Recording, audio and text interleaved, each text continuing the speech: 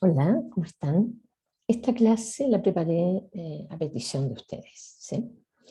La pregunta que va a guiar esta pequeña clase es el rol que cumplió Hamilton en la Constitución de Estados Unidos de 1789, que es la misma que rige hasta el día de hoy, ¿sí?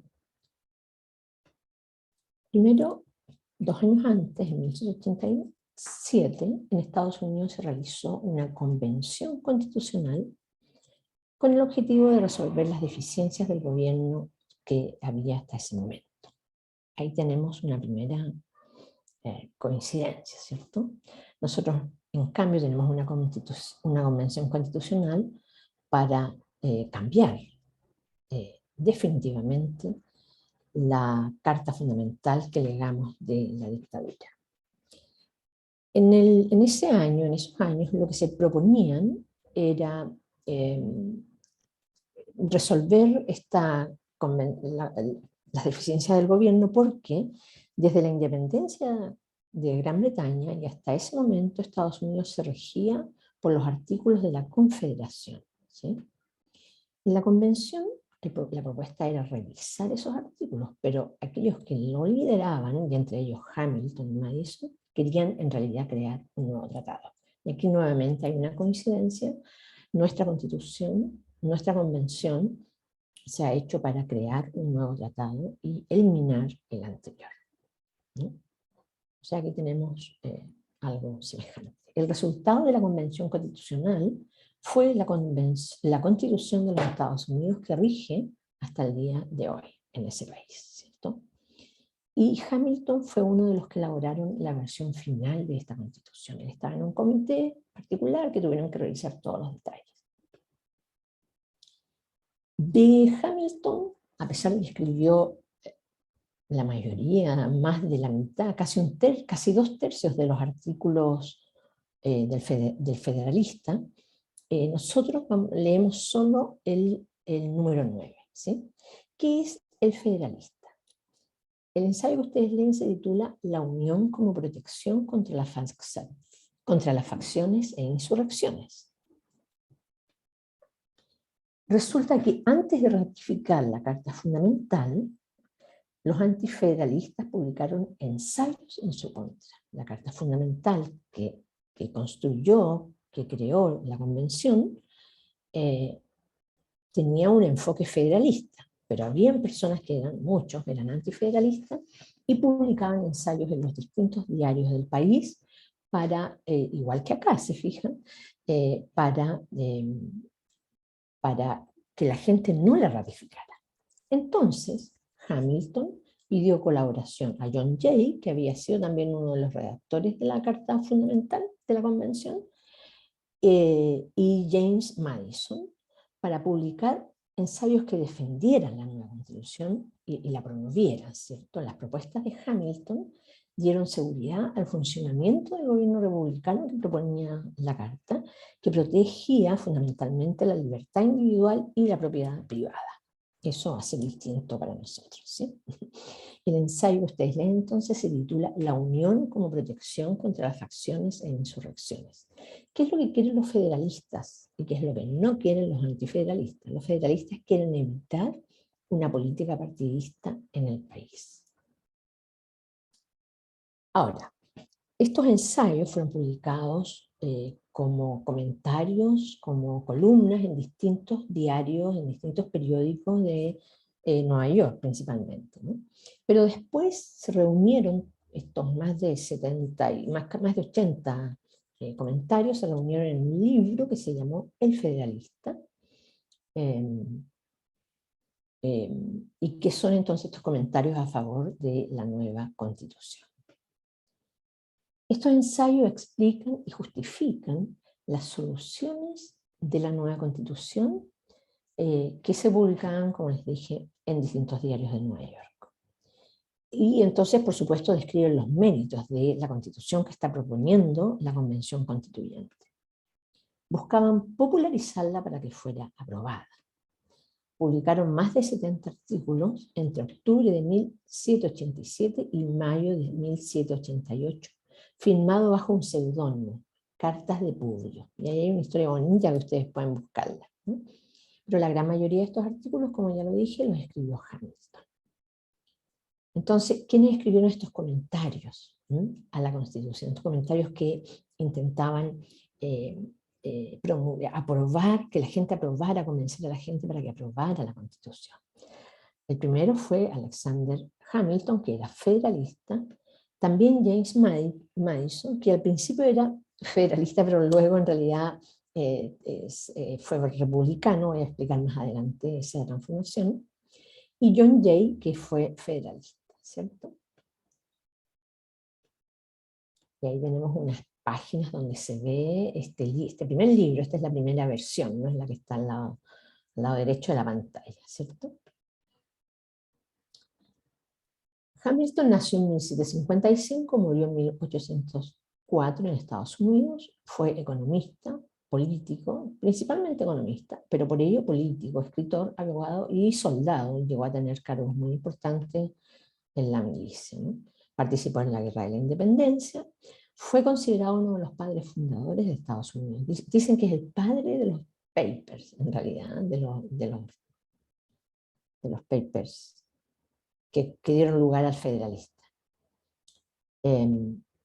Fue entonces coautor bastante principal de la Constitución de Estados Unidos y también coautor de estos ensayos de la Federación, los Federalist Papers, para convencer a los neoyorquinos que la aprobaran, que aprobaran la Constitución. También fue creador del Partido Federal en Estados Unidos, que fue el primer partido político de la historia de ese país y que lo dirigió hasta su muerte. Fue primer secretario del Tesoro de la Nación en el gobierno de Washington, que es de la misma época, ¿no? Y estableció, como era secretario del Tesoro, ¿sí? Estableció el primer banco de Estados Unidos. Su punto era un federalismo que contribuyera al enriquecimiento de la nación, ¿sí? Madison, bueno, son los años de nacimiento y muerte, fue cuarto presidente en Estados Unidos, fue abogado, político y también uno de los padres fundadores, también uno de los coautores de la Constitución de los Estados Unidos y del federalista, ¿no? Estos ensayos que inciden en la ratificación de la Carta. Y con Thomas Jefferson creó el primer partido republicano oponiéndose a las tesis defendidas por el Partido Federalista. Entonces la pregunta es cómo se distanciaron políticamente Hamilton y Madison. En 1790, Hamilton, como ya les dije, fue secretario del Tesoro y autor de unos informes para definir la arquitectura financiera, fiscal e industrial de los Estados Unidos. El motivo de la ruptura de Madison con Hamilton nace de la polémica sobre las leyes de extranjeros y de sedición. En 1790, Madison se sitúa en una línea política opuesta al proyecto modernizador del país contenido en los informes que hace acá Hamilton. El tercer padre fundador es John Jay, porque también él contribuyó con algunos artículos para el Federalista, ¿no? En estas columnas que se publicaban en 3 diarios de Nueva York. Fue político y jurista, fue primer presidente del Tribunal Supremo de Estados Unidos, fue embajador en Madrid y Londres, también es padre fundador de los Estados Unidos y, ya les dije, coautor de estos ensayos de la Federación. Él era federalista. Vamos entonces al texto que ustedes leen, el Federalista número 9. La Federación, nos dice allí Hamilton, permite la unión de los estados y el logro de su paz interna y la libertad. La libertad vista en los mismos términos en que nos habla John Stuart Mill, en los mismos términos que nos habla, en cierto modo, John Locke, ¿no? Ese es el tipo de libertad que está defendiendo Hamilton. Recurre a la historia de las repúblicas griegas e italianas para mostrar su repulsión hacia las continuas revoluciones. En esto está en consonancia con Maquiavelo, ¿no? Pero él lee más bien, ya les voy a decirle a Montesquieu. Esas revueltas provocaban constante oscilación entre la anarquía y la tiranía, y entonces siempre estaba esta inseguridad, esta inestabilidad del gobierno.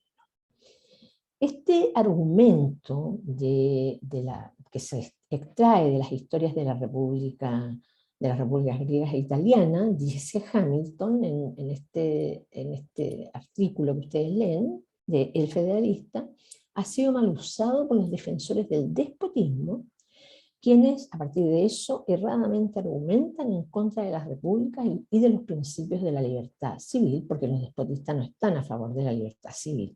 En cambio, los federalistas sí están a favor de la libertad civil.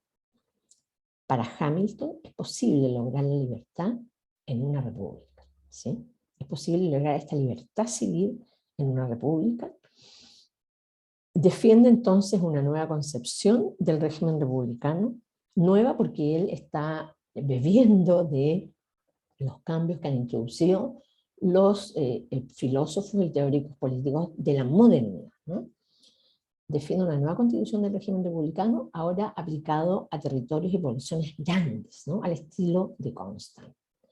El mayor temor que despertaba la representación de los federalistas era la emergencia de una eventual tiranía de las mayorías en este régimen, y de alguna manera Hamilton se propone resguardar eso, ¿cierto? Evitarlo. Hamilton rescata la eficacia de los siguientes nuevos principios modernos para entender la república como garante de la libertad, ¿no? Y que entonces permiten fortalecer la república.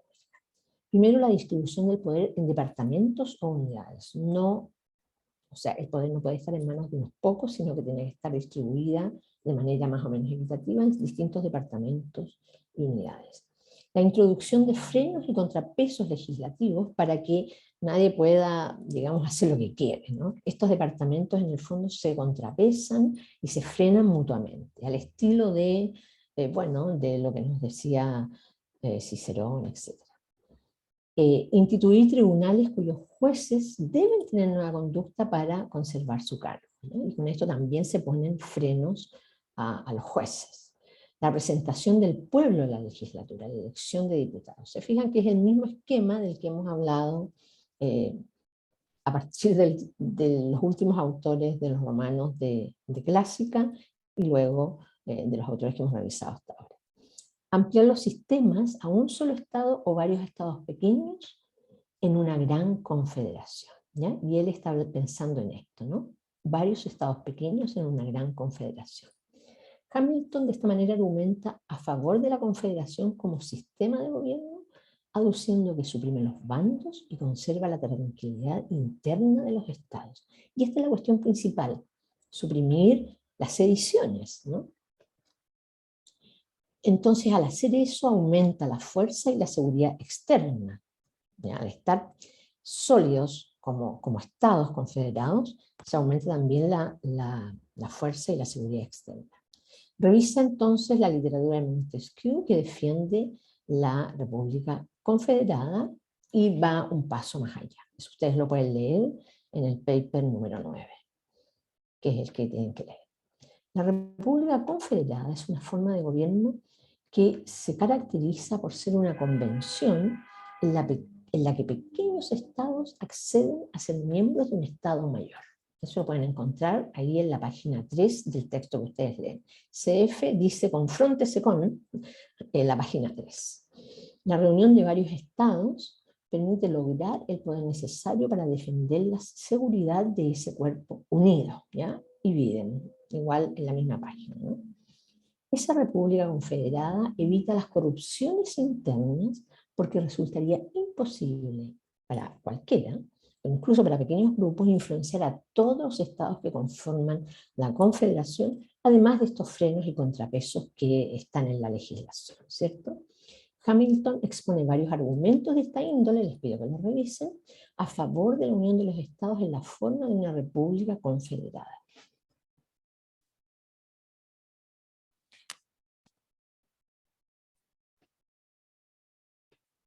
La República Confederada involucra la organización separada de cada uno de sus miembros, aunque se encuentre subordinada a la autoridad general de la Unión. Esto ya lo conversé con varios de ustedes en las clases, ¿no? En la clase que tuvimos del taller. O sea, cada estado, cada miembro de la República Confederada, cada pequeño estado, se organiza separadamente, pero todos se encuentran subordinados a la Autoridad General de la Unión, la que sin embargo es discrecional. Recuerden esa palabra que está solo una vez puesta en el texto, pero que es clave, ¿no? El autor termina el ensayo definiendo un gobierno federal. Dice, la constitución propuesta, esa que quiero que ustedes aprueben, lejos de significar la abolición de los gobiernos de los estados, los convierte en partes constituyentes de la soberanía nacional, permitiéndoles estar representados directamente en el Senado y los deja en posesión de ciertas partes exclusivas e importantísimas del poder soberano. Lo interesante aquí es que ser parte constituyente, el concepto constituyente es muy importante, porque lo que constituye algo es aquello sin lo cual eso no es, ¿sí? Entonces, partes constituyentes significan partes fundamentales para que la constitución sea, para que esta confederación sea lo que es, ¿no? Entonces, son partes fundamentales de la soberanía nacional que están representadas directamente en el Senado General, pero que además tienen el poder y el poder en su estado, en cierto modo, exclusivo, ¿cierto? Eso lo leen en la página 4. Este pequeño artículo tiene 4 páginas, pero les va a servir a ustedes para relacionarse con los otros autores que hemos leído en esta tercera unidad. Por eso es que yo les digo que hacer este trabajo es en realidad prepararse para la segunda solemne, o como una parte del trabajo que tienen que hacer para prepararse para esa solemne. ¿Sí? Eso sería lo que puedo aportar para que ustedes tengan una muy buena lectura de Hamilton y entiendan en qué códigos está hablando, a qué se refiere con libertad civil, y cómo él la relaciona con la igualdad, porque libertad e igualdad en ese momento histórico se entienden sumamente relacionadas, aunque se nombra poco, y ese es el problema de los liberales, se nombra poco la libertad. Y vamos a ver que con el paso de los tiempos, con el paso de los años, la igualdad queda un poco atrás, ¿no? Hablan más de la libertad que de la igualdad. Que estén muy, muy bien. Y hasta aquí quedamos.